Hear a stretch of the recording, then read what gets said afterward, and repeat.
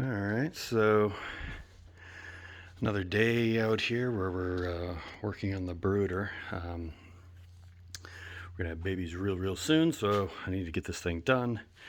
I already kind of got started. Here's our divider.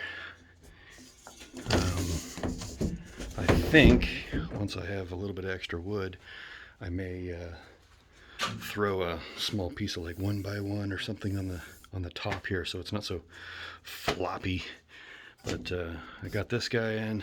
It'd be really cool if I could cut out. I got a little router, just cut out like something I could put my hand on to pull. I actually don't anticipate using that very often, but you know, with everything that you do, you want to be prepared. So it's got a track on both sides. Did a little bigger on the back side there because most likely if I'm pulling it out, I'm going to be on this side. I won't be able to see if I'm lining this thing up right back there. And I did the opposite of this back there. It's only got one screw in it. Seems to work okay. It's kind of hillbilly-ish, and it really wants to lean this direction. So having that fatter support back there on this side definitely helps. Although who knows where it's going to lean in the future. So concentrating on this side, what we want to do is get our framing in, and then I'll set it up on here, kind of put one of those guys where I want it to be. I haven't quite decided how I'm going to make sure that sits perfectly yet, but hopefully I'll figure something out. But since I put this guy here, I have to make sure I'm going flat ways with the wood.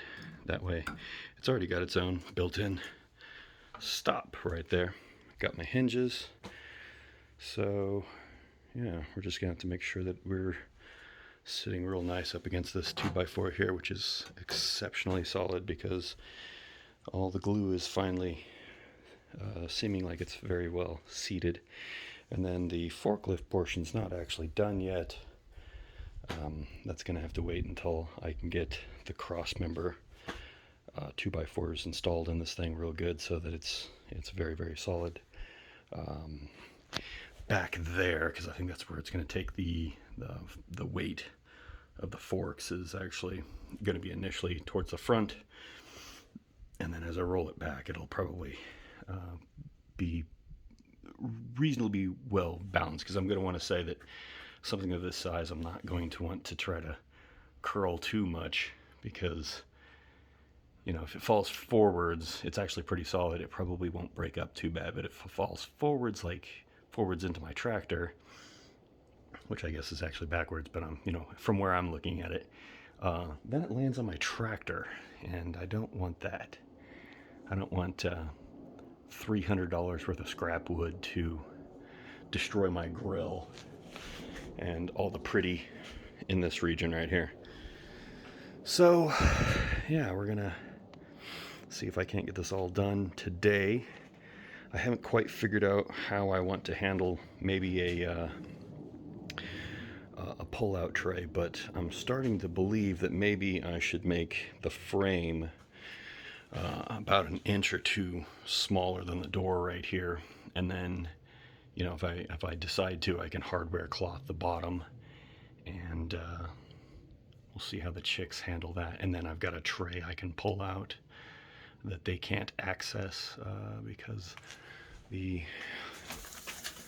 window size on that is really small. So we'll see. I think that could be a thing. That could be fairly nice if I could get something like that going. And I do have some 2x3s, so I guess I could build another box on the bottom here and see how that goes. I'd rather not, to be honest, because it's just going to make this way more complicated. And part of the reason that I'm waiting is I like to think about what I'm doing. I like to plan what I'm doing. I like to see it in my head, and then I like to troubleshoot. And that's a lot of troubleshooting that I haven't quite done yet. So, but now I'm starting to think maybe it's a better idea. Well, we'll see. So that's the stage we're at now.